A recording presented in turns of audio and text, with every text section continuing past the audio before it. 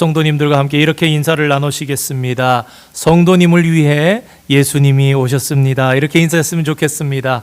성도님을 위해 예수님이 이 땅에 오셨습니다. 메리 크리스마스. 네, 감사합니다. 영혼과 시간이 만날 수 있을까요? 우리는 그저 영혼의 한 부분이 시간이 아닌가 그런 생각을 합니다. 그런데 과연 그게 맞는 것일까요? 영혼이라는 개념을 우리가 생각을 하지만 우리가 생각하는 그 영혼이 정말 영혼일까요? 만약 영혼과 시간 이 두 차원이 만나면 어떤 일이 일어날까요?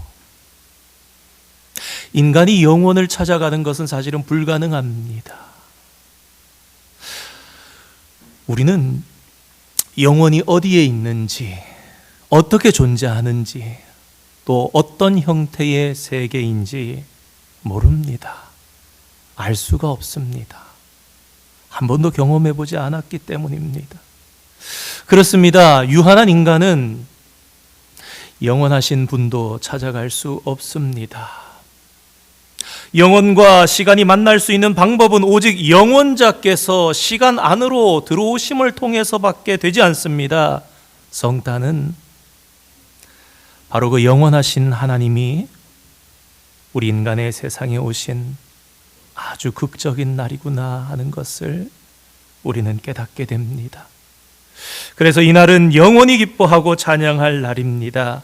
그래서인지 복음서를 쓴 저자들도 영원히 시간에 개입한 사건으로부터 복음서를 시작하는 것을 우리가 봅니다.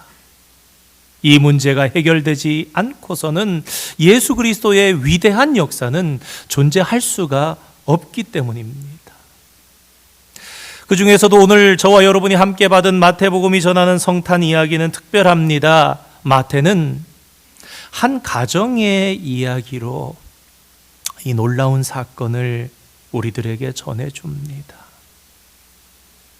2000년 전 옛날 나사렛이라는 아주 작은 동네에 요셉이라는 청년과 마리아라는 처녀가 약혼을 하고 결혼을 기다리고 있었습니다. 그렇다고 해서 사람들이 관심을 가지면서 이야, 요셉과 마리아가 결혼을 하는구나, 저 멋진 청년과 저 멋진 처자가 만나서 결혼을 하니 기대감이 부풀고 그랬던가? 아닙니다. 오늘 아침에 새벽에 말씀드렸던 것처럼 요셉은 비천한 사람이었습니다. 아내가 해산할 곳조차 제대로 마련할 수 없는, 아이가 갓 태어났지만 그 아이를 감쌀 만한 적당한 것이 준비되어 있지 않아서 옷을 찢어서 아이를 감쌀 수밖에 없었던, 그렇게 비천했던 사람이었습니다. 약혼하고 결혼을 조용히 정결하게 기다리고 있던 어느 날,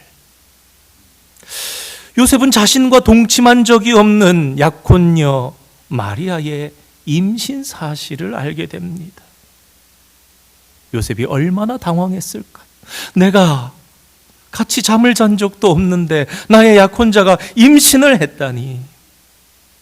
지난 주일에 말씀을 전했던 것처럼 나사렛은 당시에 약 500명 정도의 파퓰레이션을 가지고 있는, 그러니까 아마 패밀리가 한 100 패밀리 정도 있는 그러한 아주 작은 마을이었습니다.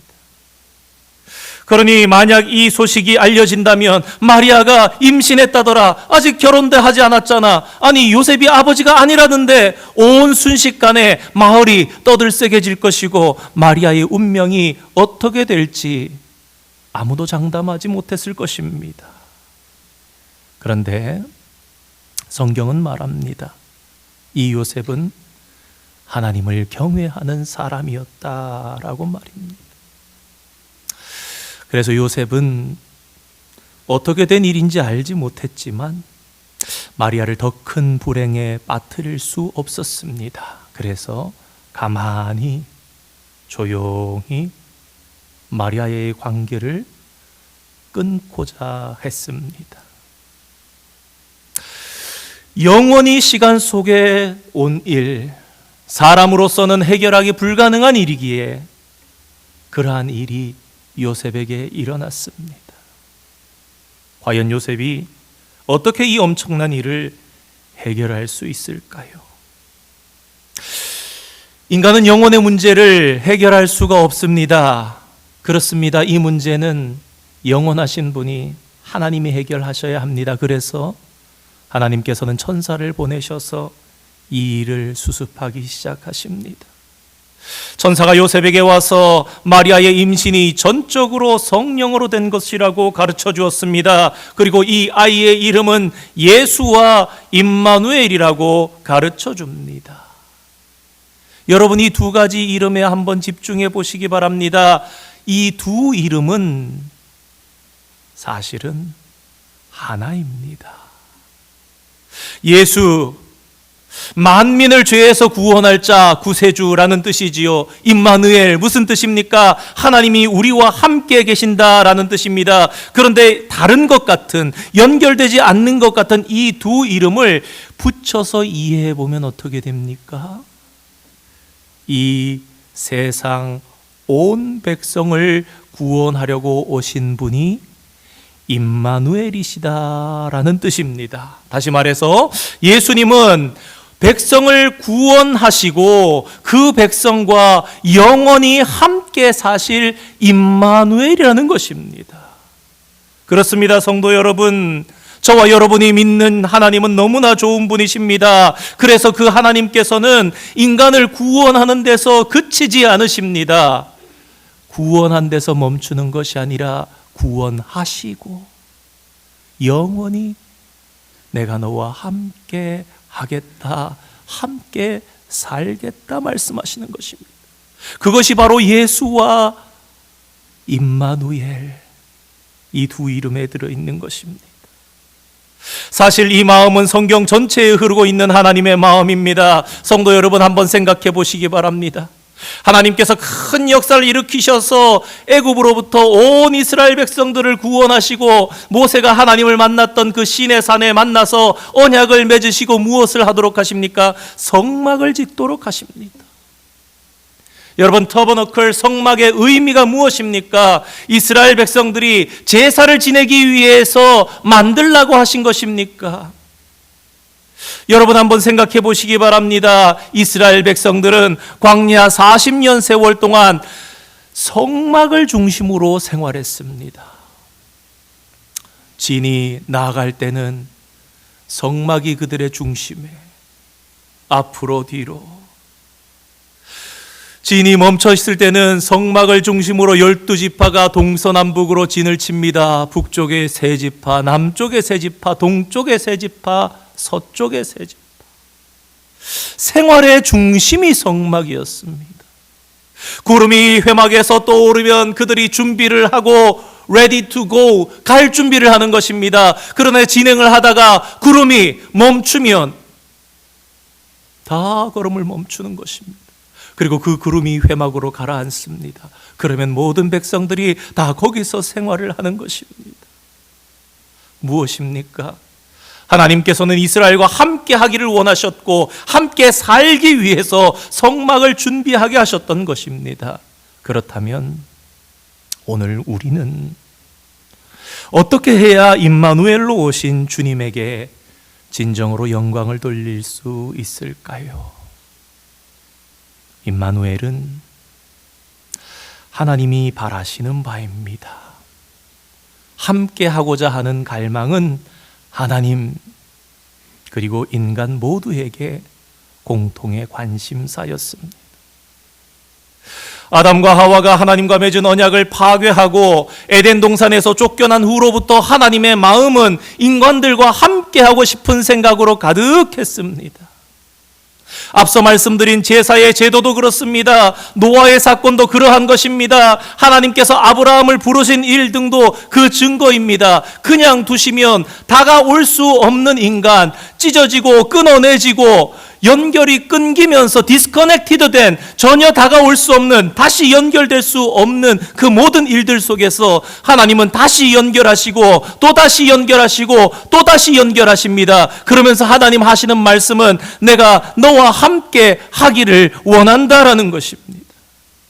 출애굽 사건도 그렇습니다. 함께 하고자 하는 하나님의 마음을 드러낸 사건입니다. 이스라엘이 타락한 이후에도 선지자들을 계속해서 하나님 보내시면서 그 선지자들을 통해서 주신 메시지가 무엇입니까? 하나님께로 돌아오라 라는 외침이었습니다. 그러나 하나님의 이러한 끊임없는 노력에도 불구하고 사람들은 하나님께로 돌아오지 않았습니다. 말씀이 없었던 400년의 흑암기. 그런데 오늘 다윗의 자손이었던 요셉은 이 천사를 통해 주신 하나님의 계시를 받아들임으로써 무한한 세계, 영원한 세계 속으로 들어갑니다. 그리고 그 영원한 신비를 받아들이며 평생 그 안에 살겠다고 결단했습니다. 사랑하는 성도 여러분, 크리스마스는 기쁜 소식이고 은혜의 소식입니다. 그러나 한편으로 그것은 인간에게 도전입니다. 임마누엘 하나님을 말할 때 사람들은 기뻐서 환호성을 지릅니다. 하지만 환호하고 소리치는 것이 꼭 크리스마스를 의미 있게 지키는 일은 아닙니다. 정말로 중요한 것은 임마누엘이라는 단어를 들을 때마다 보라, 처녀가 잉태하여 아들을 낳을 것이요 그 이름을 임마누엘이라 하라. 너희가 근처 나갔지만 내가 너와 함께하리라.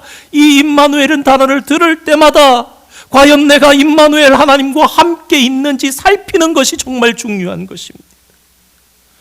우리가 주님에게 나아가서 주님과 함께 살지 않는다면 하나님께서 우리에게 오셔도, 영원하신 그분이 시간을 뚫고 역사 가운데 들어오셔도 임마누엘은 미완성으로 남게 되고 말 것입니다. 그렇다면 우리는 어떻게 이 하나님과 함께 할 수 있을까요? 온전한 임마누엘이 이루어지기 위해서는 무엇이 필요한 것일까요? 온 세상이 캄캄할 때에 이 기쁜 소식을 듣고 구유에 누워 계신 임마누엘 하나님을 찾아온 사람들이 있었습니다. 베들레헴의 양을 치던 목자들이 있었고 먼 동방에서 온 박사들이 있었습니다. 그런데 성도 여러분, 이런 생각해 보셨습니까? 이스라엘은 양을 치는 일이 흔한데 다른 지역의 목자들도 많았을 텐데 왜 하필이면 베들레헴의 목자들이었을까요? 거리가 가까우니 거기 있는 목자들이 가면 되었다, 그런 것일까요? 꼭 그런 것만은 아닙니다. 한번 들어보시기 바랍니다. 유대 학교에서 탈무드와 토라를 공부했지만 이후에 기독교로 개종한 후 목회자로 사역하시고 옥스퍼드 대학교 교수를 역임한 알프레도 에더스하임이라는 분이 계십니다. 이분이 쓴 책인 유대인 스케치라는 책에 따르면 이스라엘의 목자는 천민 중에서도 하층 계층이었다. 다시 말해서 낮고도 낮은 사람들이었다라고 합니다. 얼마나 낮은 사람들이었느냐? 여러분 놀라지 마시기 바랍니다. 특히 베들레헴의 목자들은 양보다 못한 취급을 받았다고 합니다. 직업이 양치기인데 양이 더 나보다 귀중한 거예요. 사람들이 그렇게 보고 인식을 합니다. 내 존재보다 양의 존재가 더 귀하다고요. 그런데 이 베들레헴에서 길러지는 양들은 하나님께 제물로 바쳐질 양들이었다라고 합니다. 다시 말해서 세상에서 가장 불쌍한 동물은 성전에 바쳐질 양들이었는데 베들레헴에서 양을 치던 이 목자들은 한밤중에도 잠을 잘 자지 못하고 양들을 지켜야 했고 그 양들과 함께 밖에서 광야에서 지내야 했던 그 양치기들은 양보다 더 낮은 그러한 자리에 있었던 사람들이었다라는 것입니다. 알프레도 목사님은 그 책에서 목자들이 성전 희생제물로 드릴 양떼를 지키고 있었다는 사실은 참으로 의미심장한 일이다라고 했습니다. 그러니 천사들이 목자들에게 와서 예수 그리스도의 탄생을 가장 먼저 알리는 일은 마땅한 일이었습니다. 왜냐하면 저 들 밖에서 한밤중에 양을 치던 목자들은 그야말로 예수님께서 말씀하신 심령이 가난한 자들의 표본이었고 모범된 사람들이었기 때문입니다. 목자들은 잘 듣는 사람들이었습니다. 천사의 말을 그대로 받아들였고 빨리 다름질해서 달려갔습니다. 그리고 베들레헴에 가서 천사의 말이 이루어진 곳을 열심히 찾고 또 찾아보면서 마침내 발견해냈습니다. 그리고 그 후에는 자신들이 본 것을 많은 사람들에게 전했다고 성경은 증언합니다. 그뿐 아니라 그들은 하나님께 영광을 돌리고 찬송하면서 돌아갔습니다. 아기 예수를 찾아온 또 다른 사람들은 동방박사들이었습니다. 이 사람들은 이방인들로 유대인이 아닙니다. 별을 보고 점을 치는 점성가들이었습니다. 성경이 말하는 동방은 메소포타미아 지역을 말합니다. 메소포타미아는 유대가 멸망한 후에 왕족과 귀족들이 끌려가 살았던 바벨론 지역을 말합니다. 대표적인 인물로 다니엘 같은 사람이 있지요.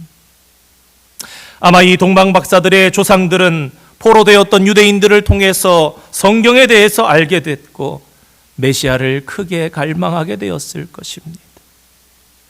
특별히 로마의 역사가였던 타키투스나 1세기 유대의 역사가였던 요세푸스에 따르면 AD 1세기경에 세계의 지배권이 바로 이 유대라는 나라에서 나올 것이라는 아주 강력한 소문이 있었다라고 그들은 전합니다. 그 역사 가운데 살던 사람들이 그런 일이 있었다라고 전합니다. 이런 점에서 동방의 박사들이 메시아를 기다리고 있었다가 별을 보고는 아기 예수를 찾아왔다는 것이 결코 우연이 아닐 것 같습니다. 그들은 기다리는 자들일 뿐만 아니라 귀한 선물을 챙겨서 멀고 먼 길을 찾아온 이들입니다. 그렇습니다. 하나님께서 다가오신 임마누엘 하신 하나님을 임마누엘의 정신을 이어서 다가온 자들, 찾아간 자들, 그런 사람들의 모범인 것입니다. 누가는 예수님의 탄생으로 지극히 높은 곳에서는 하나님께 영광이요 땅에서는 하나님이 기뻐하신 사람들 중에 평화가 임했다고 말합니다. 아기 예수님이 이 땅에 오심으로 하나님의 뜻이 성취되었기 때문에 예수님의 탄생은 곧 하나님께 영광인 것입니다. 문제는 사람입니다. 하나님께서는 하나님의 일을 다 이루셨습니다. 영원하신 그분이 역사 속에 맞다. 영원하신 그분이 이 땅에 오셨습니다. 그런데 누가는 땅에 있는 모든 사람에게 평화로다 그렇게 얘기하지 않습니다. 성경이 무엇이라 기록합니까? 하나님이 기뻐하신 사람들 중에 평화다. 하나님이 기뻐하신 사람이란 곧 하나님께서 의롭게 여기시는 사람입니다. 하늘과 땅, 높음과 낮음, 영광과 평화가 아기 예수 그리스도 안에서 하나가 되었습니다. 그리고 하나님의 기뻐하심을 받은 사람들이 여기에 참여하게 되는 것입니다. 모두가 아니란 말입니다. 사랑하는 성도 여러분, 성탄에는 하나님께 찬미하며 노래 부르는 것만으로는 충분하지 않습니다. 성탄을 통해서 하나님께서 우리에게 요구하시는 것은 이 땅에 오신 그분을 우리의 전인격으로 맞아들이는 것입니다. 하나님께서 오셨는데 그것만으로 완성되는 것이 임마누엘이 아니라는 것입니다. 우리가 그 하나님께 같이 다가가야 된다라는 것입니다.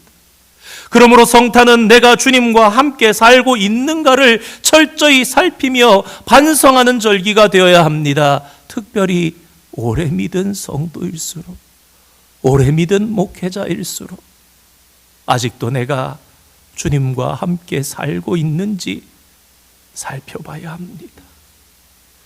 오늘날의 크리스찬들은 하나님과의 접촉이나 기적에는 관심이 많습니다. 하지만 임마누엘에 대해서는 좀 무관심한 것 같습니다. 그런데 사실 하나님께서 가장 원하시고 가장 관심을 두고 계신 것은 기적이 아니라 임마누엘입니다. 우리 요한계시록 21장 3절 4절 말씀 읽고 말씀을 맺으려 합니다.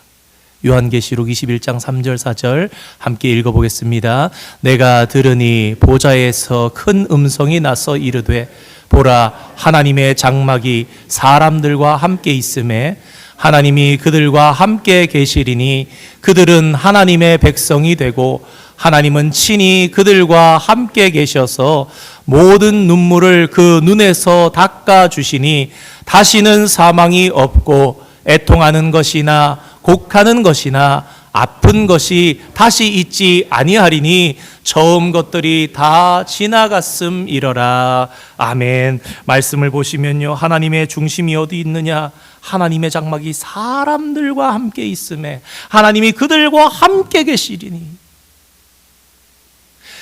하나님이 오심으로 시작해서 하나님이 함께 계심으로 끝나는 성경인 것입니다. 하나님께서 시작하시고 하나님께서 마치시는데 어떻게 함께 시작하시고 함께 마치시는 것입니다. 그렇습니다. 사랑하는 성도 여러분, 우리가 믿는 기독교는 믿는 종교가 아니라 영원히 주님과 함께 사는 삶입니다. 기뻐하심을 입은 자들은 주님과 함께 그 영광을 영원히 누리는 것입니다. 그러므로 이 땅에서 주님과 함께 살지도 않은 자들이 어찌 죽어서 하나님과 함께 살 수 있겠습니까? 그럴 수 없는 것입니다. 성탄이 될 때마다 나는 임마누엘의 하나님과 함께하고 있는가 간절히 살피고 또 살피며 조심스럽게 살피며 두려운 마음으로 살펴야 하는 이유, 바로 그것 때문입니다. 오늘 내가 여기에서 주님과 함께 살지 않으면서 영원한 그곳에서 주님과 함께 살 수 있는가? 내가 지금 갈망하지 않으면서 무슨 천국에 대한 갈망을 하고 있는 것인가? 그러한 두려움과 떨림 가운데 주님을 바라보며 있어야 내 심장이 주님과 맞닿아 있는 것이고 정말 주님께서 나의 구세주가 되시는 것 아닙니까? 오늘 다시 한번 맞이하는 이 성탄절에 하나님이 우리와 함께 계신다는 임마누엘을 뜻깊게 우리 가슴 깊이 새기고 그분과 함께 살아가는 저와 여러분 되기를 원합니다. 바로 그 일을 위해서 아기 예수님이, 영원하신 그분이 낮고 천한 이 땅에 오셔서 저와 여러분의 구주가 되셨습니다. 영광을 주님께 돌립시다. 그리고 그 주님이 주시는 평화를 마음껏 누리시는 여러분 되시기를 이 성탄절에 주님의 이름으로 축원드립니다. 함께 기도하겠습니다. 거룩하신 하나님 아버지,